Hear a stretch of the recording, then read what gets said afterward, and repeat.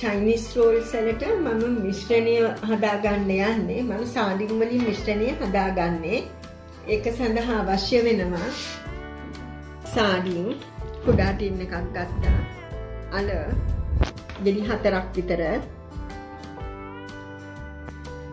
සුදු ලුණු 3ක් ගත්තා. ඉඟුරු කුඩා කෑල්ලක් ගත්තා. ඒවා තලාගෙන තියෙනවා. අමු මිරිස් කරල් 3ක් ගත්තා. හිම්ම කපලා තියෙනවා. බීලුණු කුඩා ගෙඩියක් අරගෙන කපාගෙන තියෙනවා. කරපිංචා, දෙහි, ලුණු, ගම්මිරිස්. දැන් මිශ්‍රණය හදාගන්න යන්නේ. තෙල් මේස හැඳි 2ක් දාගන්නවා.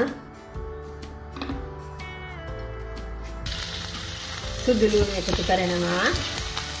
ටික එකතු කරනවා. කරපිංචා ටික එකතු කරගන්නවා. මිරිස් ටිකක් එකතු කරගන්නවා. දැන් ටිකක් මිරිස් 2-3ක් මත බැද ගන්නවා. දැන් හිතට සියල්ල එනවා. දැන් මම පොඩි කැබලි වලට කපාගත්ත සාඩින් ටික දාගන්නවා. ඒකත් මිනිත්තු 2-3ක් බැද ගන්නවා.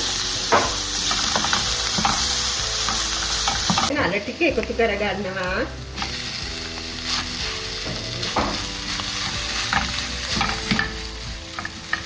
ඒකත් බැදෙන්න හරිනවා මිනිත්තු 2-3ක්. දැන් මම ලිප නිවලා දෙහි ජුස් ටිකක් එකතු කරගන්නවා.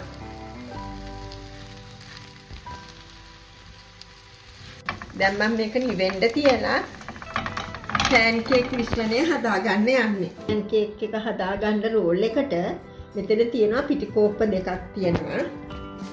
එතකොට ලුණු ඒ හැඳි භාගයක් දානවා. බිත්තරයක් දානවා. වතුර කෝප්පයක් දැම්මා. ඊට පස්සේ හිමීට මේක මිශ්‍ර කරගන්නවා. මිශ්‍ර කරලා අවශ්‍ය නම් ආපහු වතුර එකතු කරනවා. වතුර කෝප්ප භාගයක් ගත්තා. ඒකත් ටික ටික එකතු කරගන්න.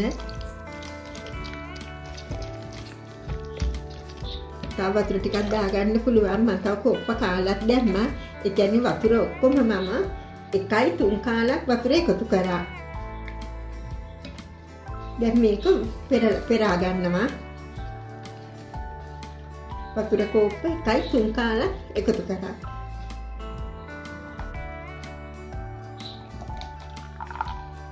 පැන්කේක් මිශ්‍රණය හදාගෙන තියෙන්නේ. දැන් පැන්කේක් හදන්න යන්නේ රෝල්ස් වලට අවශ්‍ය.